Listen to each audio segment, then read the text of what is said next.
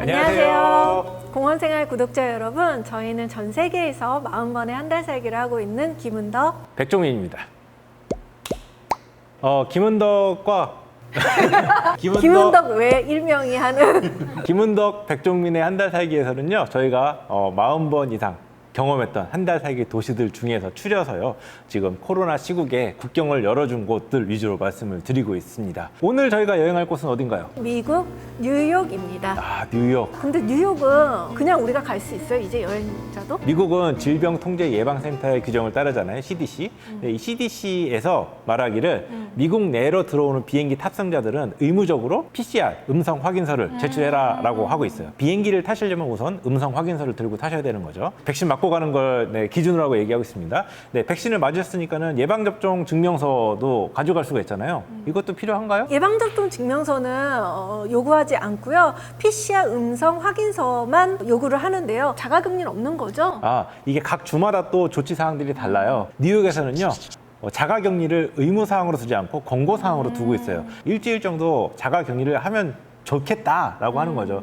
급한 일이 있다면 나가실 수도 있는 상황인 겁니다. 아마도 뉴욕에서 한 달 살기는 모두가 좀 한 번쯤은 꿈꿔온 일이 아닐까라는 생각이 들어요. 사실 저는 뉴욕 가는 게 부담스러웠어요. 은덕 씨가 고집을 부리지 않았으면 저는 뉴욕에 가지 않았습니다. 너무 문턱이 높아 보였던 거죠. 지금 생각해보니까 은덕 씨한테 너무 고마운 거죠. 내가 언제 뉴욕을 가보겠어? 그러니까요. 한 달씩이나?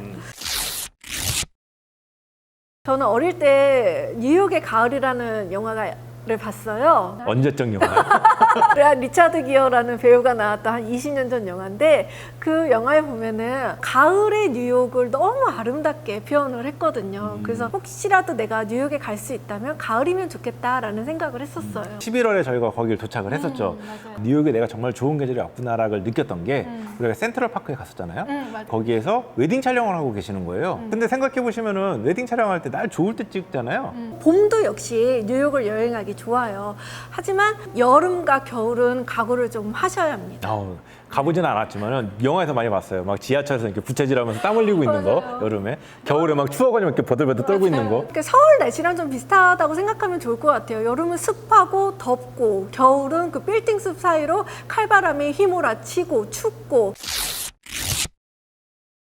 저는 뉴욕에 가는 게 굉장히 두려웠었는데, 그게 물가라는 그 이유가 제일 컸었어요. 제가 손이 작아요. 실제로 그런데- 손이 작아요? 실제로 손이 작은데, 한번 보여줄까? 아니, 그렇게 네 손이 더 작아서 물가, 돈 쓰는 데는 더 작아요. 제가 비싼 거 못 사는 사람이거든요. 결국은 가기는 갔지만서도 걱정했었어요. 우리 가가지고 바닥나면 어떡하지? 뭐 이런 거. 2년 동안 계획한 세계 여행 한 달 살기를 하고 있었는데 딱 중간이었었거든요. 1년차 되는 때. 거기서 돈 다 쓰고 면 어쩌나. 도착해서 보니까는 너무 지나친 기후였던 거죠. 사실 뉴욕은 숙소 렌트 정도만 빼면은 갈만한 도시예요. 숙소비만 조심하면 되는데 그게 사실 난관이었던 거죠. 숙소를 잡을 때 정말 힘들게 찾았어요. 숙소 렌트비로 많은 돈을 지불할 수 없는 상황이었잖아요. 제한된 상황에서 숙소를 구하기 때문에 힘들었던 거죠. 그때 한 달씩 방을 빌려서 사는데 그때 비용이 동남아시아에서는 50만 원. 네. 월 50만 원, 그리고 유럽을 여행할 때는 월 70만 원 정도를 예산으로 잡는데요. 뉴욕에서는 이게 가당치도 않았던 거죠. 몇몇 도시들이 그런 데가 있어요. 런던, 뉴욕, 파리. 그리고 피렌체까지. 그래서 저희는 이런 숙소를 정할 때 약간의 팁을 쓰는데, 우선 숙소를 찾아서 그 예약을 넣기 전에 집주인한테, 호스트한테 연락을 하는 거죠. 우리가 좀 할인을 받을 수 있겠느냐고. 대체로 이런 내용들을 적어요. 호스트들이 손님을 자주 받고 집 설명해주고 주변 상황들을 얘기해주고 이런 것들이 굉장히 번거롭거든요. 우리는 한 달 머무니까 너한테 그런 어려움들이 없다. 그리고 또 하나는 조식 준다는 사람도 있고, 매일마다 침대 시트를 바꿔준다는 사람도 있어요. 이런 거 하지 않고 그 대신 우리한테 그만큼의 비용을 깎아줘 라고 하는 거죠. 이게 안 통할 것 같잖아요. 근데 의외로 많이 통합니다. 일종의 호스트한테 딜을 거는 거예요. 너 이제 정말 아껴서 잘 쓸게 라고 이렇게 메시지를 보내면은 그쪽에서도 답장이 와요. 아, 니네 좀 괜찮은데? 할인해 줄게 라고 답장이 온다니까요. 이렇게 할인을 요구할 때요, 검색해서 낮은 금액으로 나온 집들은 안 돼요. 거기서 더 싸게 해달라고 하면은 싫다고 해요. 약간 중간 정도의 가격대의 숙소들을 잡아가지고 할인을 해줄 수 있겠니라고 할 경우에 성공 확률이 높아집니다. 그럼에도 불구하고 뉴욕은 힘들었어요. 뉴욕에서 퀸즈나 브루클린을 생각하고서 한 30명한테 호스트한테 메일을 보내봤어요. 그런데 그 30명 중에 그래 좋아 라고 했던 사람이 한 명도 없었어요. 그래서 저희가 눈을 돌리기로 했던 게 네. 뉴저지였던 거죠. 뉴저지는 뉴욕이 아니잖아요. 허드슨 강을 건너가가지고 되게 멀게 느껴졌었는데 네. 생각해보니까는 광역버스 타고 한 2, 30분이면 들어올 수가 있는 거예요. 맞아. 퀸즈나 브루클린에 묵어도 맨하탄 들어오는데 2, 30분인데 뭐 맞아요. 그 정도면 괜찮다 해가지고 눈을 돌려서 뉴저지에다 연락을 했는데 뉴저지는 되게 쉽게 잡을 수가 있었죠. 결과적으로 나쁘지 않은 선택이었어요. 왜냐하면 호스트도 너무너무 좋았거든요. 그쵸? 네. 방도 나쁘지 않았는데 네, 네. 제 기억으로는 한 30평쯤 됐는데 맞아요? 아, 지금 30평 무슨 30평이에요. 20평밖에 안 됐고요. 4층짜리 빨간 벽돌 집이었고 2층 집이었어요. 그리고 그 집주인이 살았고 저희가 방 한 칸을 머물렀고 욕실하고 주방하고 거실을 쉐어했던 공간이었죠. 거기가 80만 원대였어요. 우리 방이 넓어가지고 되게 큰 집이라고 생각했었는데 아니었었군요. 방이 되게 넓었다는 거죠. 네. 아니, 그러니까 속 편하게 그냥 현지인이랑 살지 말고 집 전체 빌려서 사는 게 편하다고 생각하는 분들이 있어요. 특히 영어 울렁증이 있으신 분들은 아, 현지인이랑 사는 거 좀 부담스러운데 라고 생각한단 말이죠. 저도 그래요. 종민 씨 없었으면 그랬을걸요. 하지만 이 현지인하고 같이 살았을 때, 호스트하고 같이 살았을 때 장점이 저는 더 크다고 느껴지는데요. 영화 속에서만 봤던 그런 그 사람들의 삶을 직접 경험해 볼 수가 있잖아요. 그 은덕 씨 취미 생활이 이게 되게 은밀한 취미가 하나가 있는데요. 남의 집에 가면요, 냉장고 문 그냥 벌컥벌컥 열어요. 저는 남의 집 냉장고를 열면은 이 사람의 라이프 스타일과 이 사람이 뭐 먹고 사는지, 이 사람이 바쁜지 한가한지, 자기 집안을 신경 쓰는 사람인지가 한눈에 보이거든요. 오자마자 안녕하세요 그러고 냉장고 문부터 연다고 생각해 보세요. 얼마나 당황스럽고 네. 어떤 분은 불쾌할 수도 있잖아요. 그런데 호스트하고 같이 살면은 네. 이거는 신뢰가 아니죠. 왜냐하면 내 물건을 넣어야 되기 때문에 냉장고를 쉐어할 수밖에 네. 없거든요. 자연스럽게 그 사람의 삶을 볼 수가 있어서 재미인 거죠. 그리고 처음에 갔을 때 사실은 좀 서먹해요. 맞아, 불편해요. 다른 문화권에 있는 사람하고 살 때 얼마나 불편하겠어요.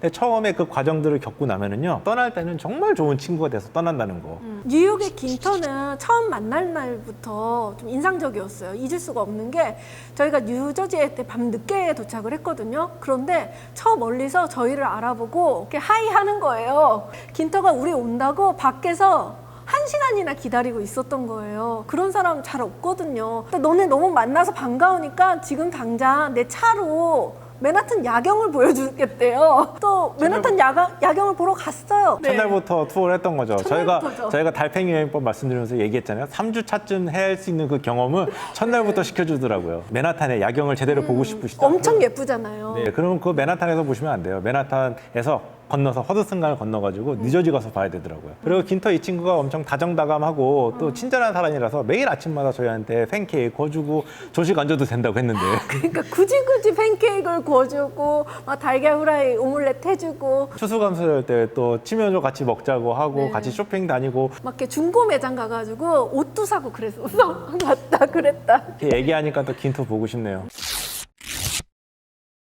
저희가 매일 아침 뉴저지를 떠나서 맨하튼에 출퇴근하듯이 갔었죠. 뉴저지에서 맨하탄 들어갈 때 광역버스를 타야 되는데 그냥 매번 돈을 내면 좀 비싸고요. 한 달짜리 정액권을 할 수가 있거든요. 그게 100달러쯤 해요. 달러가 나쁘지 않아요. 한 달 무제한이잖아요.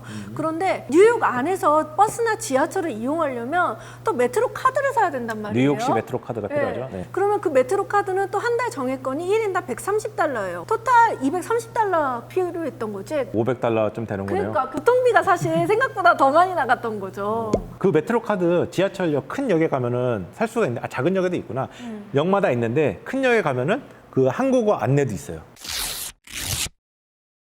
거기서 얼마를 쓰면은 여행을 할 수 있는지 뭐 그런 것들을 궁금해하실 것 같은데 결코 서울보다 뉴욕이 비싸다고 말할 수 없더라고요. 왜냐면은 숙소 렌트나 뭐 교통비 그리고 인건비가 들어가는 부분을 제외하면은 카페나 음식 먹는 거, 뭐 패스트푸드, 공산품 사는 거 이런 모든 것들이 서울보다 더 저렴했어요. 제 느낌으로는. 생각해 보니까는 그때 참 배불리 먹고 다녔다. 참 소비의 왕국이다. 뭐 그런 생각을 했던 것 같았었는데 다만 힘든 거 인건비 여기는 팁을 줘야 되잖아요. 맞아요. 팀 문화가 제일 헷갈렸어요. 팁이 얼마인지 써있지도 않아. 빌지를 받았어요. 그럼 빌지에 토탈 금액으로 그냥 내면 될 것 같잖아요. 그런데 거기에 플러스로 15에서 20%를 더 줘야 된다는 거죠. 이 팁이 뭐 그냥 서비스니까 주고 안 주고 뭐 이렇게 해도 되는 건 줄 알았는데 어떤 레스토랑에 들어가지고 밥을 먹고 있는데 옆 테이블 손님이 그냥 나갔단 말이죠. 웨이터가 쫓아나가서 당신 팁 아니었다 그러고 잡아오더라고요. 진짜 깜짝 놀랐어요.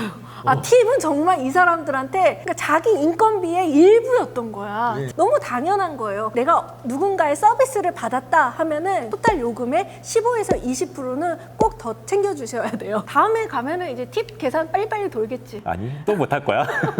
내가 해야겠다. 너. 아무튼 이 팁 문화가 초반에 어려워가지고 계산을 못하겠으니까 그냥 쉬운 프랜차이즈 레스토랑에 많이 갔어요. 맞아요. 왜냐면 프랜차이즈 레스토랑에서는 그냥 그 박스는 있어요. 내고 싶은 사람 내고 말고 싶은 사람 말고. 햄버거 참 많이 먹었네요. 햄버거 가게 가가지고 미국의 햄버거는 크다와 또 하나 느낀 거는 아, 이 사람들 정말 음료수가 엄청나게 크다. 세트로 시킬 때 스몰로 시켰는데도 한국에서 라지컵이 나오는 거야. 맞아. 도시를 얘기할 때마다 지금 그곳에 음식들 하나씩 보여드리고 있잖아요. 그러니까 뉴욕에서 탄생한 햄버거 유명한 거 있잖아요. 네, 쉑쉑버거입니다. 쉑쉑은 뉴욕에서 줄 길게 서 있다고 안 사 먹었다고요? 네, 그래가지고 안 아니, 먹고 뭐하러 햄버거를 먹으러 저기까지 오나 싶었는데 네, 나중에 한국 가서 먹었네요. 자, 그럼 맛을 한번 볼게요. 사이즈가 작다, 그치? 내가 뉴욕에서 안 먹어서 잘 모르겠는데. 한국 패치인가?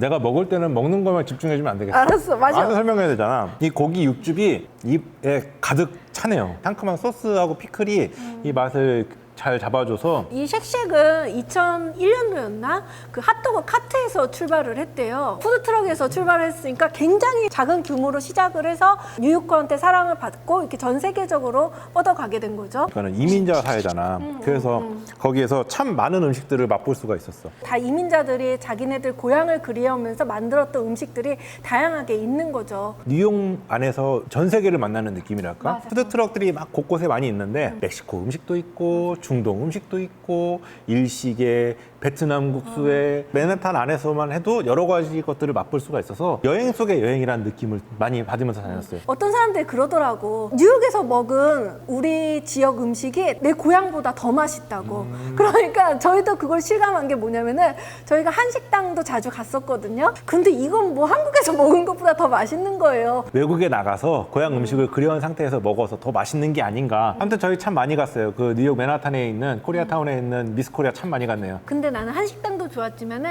뉴욕에서 체인점인데 한 6개 정도가 있어요. 홀푸드라고요. 홀푸드 마켓 맞아요. 좋았죠. 가면은 식품, 베이커리, 화장품 등 이렇게 온갖 물건들이 다 진열이 되어 있거든요. 근데 독특한 게 모든 제품들이 유기농이에요. 거기에 있으면은 제가 시간 가는 줄 모르고 그 홀푸드 마켓을 한 바퀴 계속 돌 때가 있었어요. 은덕 씨 그거 막 구경하고 있는 동안에 따라다니다 보면 지치거든요. 샐러드 이렇게 먹고 점심시간에 먹고 그랬던 기억이 나는. 네, 뉴요커의 사랑을 받는 곳이고 홀푸드 마켓은 그리고 가볍게 샐러드 바에서 한 끼 식사를 하기도 좋아요.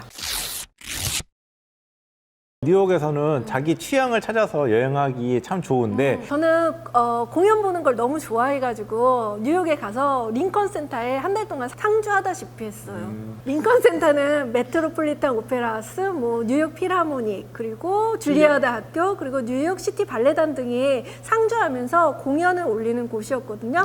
공연장에 이렇게 모여 있는 건가요? 네, 네. 그래서 그곳에 가면은 뭐 발레, 클래식, 오페라 할 것 없이 모든 공연을 볼 수가 있는 거예요. 한국 예술의 전당 느낌이 그렇죠. 나네요. 오페라 리골레토도 보고 뉴욕 필하모니 공연도 봤는데 그 중에서 가장 기억에 남는 거는 에다노크가 참. 또 언제까지 울고 먹을 거야? 네, 계속 해봅시다. 네. 에다노크가 무대로 직접 나와서 공연한 맥베스였어요. 에다노크가 누군지 모르는 분들도 많을 거야. 왜 비포 선라이즈 알지? 공연 보러 다니고 그랬으면은 돈 엄청 쓴 것 같잖아요. 마감 직전에, 공연 시작 직전에까지 파는 러시 티켓이라고 있어요. 에다노크 주연이기 때문에 몇 달 전부터 매진이었어요. 그래서 표를 구하기가 쉽지 않았거든요. 근데 공연 시작 딱 10분 전에 러시 티켓 있습니까? 라고 했더니 있대요. 그래서 네. 100달러가 넘는 되게 좋은 자리였거든요. 그 자리를 단돈 35달러에 겟해가지고 볼 수 있었던 거죠. 한 장밖에 없어서 은덕 씨만 들어가고 저는 밖에 있었던 거죠. 보기 싫어했잖아. 뉴욕 필하모니, 오페라, 발레 이런 거 전부 다 그렇게 러시 티켓으로 봤던 거예요. 이게 늘 있는 티켓이 아니거든요. 누군가 시작 직전에 취소를 한다거나 아니면 그때까지 안 팔렸다거나 이런 것들을 살 수가 있는 건데 있으면 보고 없으면 말고 이런 마음이어야 되는 거죠. 네. 만약에 뉴욕에 일주일이고 더 짧게 혹은 열흘이고 갔으면은 나는 이런 식으로 공연 못 봤을 것 같아요. 왜냐하면은 시간이 너무 아깝단 말이야. 그러니까 미리미리 다 예매하고 정가에 주고서 갔을 것 같은데 우리는 그래도 한 달 살기라서 시간이 되게 풍족한 여행자잖아. 그렇죠. 네. 그렇기 때문에 이렇게 현장에 가가지고 그냥 있음 말고 없음 말고 하면서 이렇게 티켓을 구할 수 있었던 거지. 맞아요. 알폰소 쿠아론 감독도 봤어요? 실제로 봤습니다. 한 번은 그래비티 상영회가 있었는데 알폰소 쿠아론 감독이 직접 와가지고 관객과의 대화를 한다는 거예요. 이거는 뉴욕에서도 흔치 않은 일이었거든요. 역시나 매진이에요. 현장으로 그냥 무작정 갔어요. 줄이 이만큼 서 있는데 거기에 딱 2시간인가 1시간 기다려가지고 현장에 들어가서 볼 수 있었어요. 그냥 너무 비쌀 거야 움츠러들지 마시고요. 약간 배짱 좋게 현장에 직접 가셔가지고 러시 티켓을 한번 구해보세요.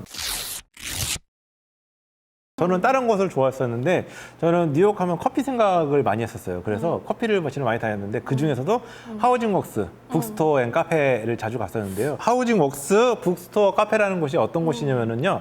그 에이즈 환자들을 위한 자선 단체. 그래서 거기에서 생긴 수익금을 에이즈 환자들 치료와 환경 조성을 위해서 쓰고 있었었는데 전부 다 바리스타부터 그 캐시업 모든 분들이 다 자원봉사자로 이루어졌더라고요. 커피도 한 잔 마시고 거기 와서 뉴요커들이 일하는 풍경 안에서 나도 잠깐 뉴요커가 된 기분도 느껴보고 그리고 전부 다 책이었어요. 그 서가에서 책도 구매하실 수가 있고요. 공공도서관, 뉴욕 공공도서관도 많이 갔었거든요. 네, 근데 타임스퀘어 바로 뒤쪽에 가면은 뉴욕 공공도서관 큰 거 있는데 그 뉴욕 사람들이 그 일하고 있는데 앉아가지고 같이 이렇게 타이핑을 쳤죠. 글도 써보고 그때만큼은 정말 뉴요커가 된 것 같았어. 여행자들은 쉽게 공공도서관 가가지고 누가 타이핑 두드리고 있어요. 카페나 뭐 이런 데 가지. 정미지는 그 뉴요커 틈으로 가더니 딱딱딱딱 누르고 있었죠.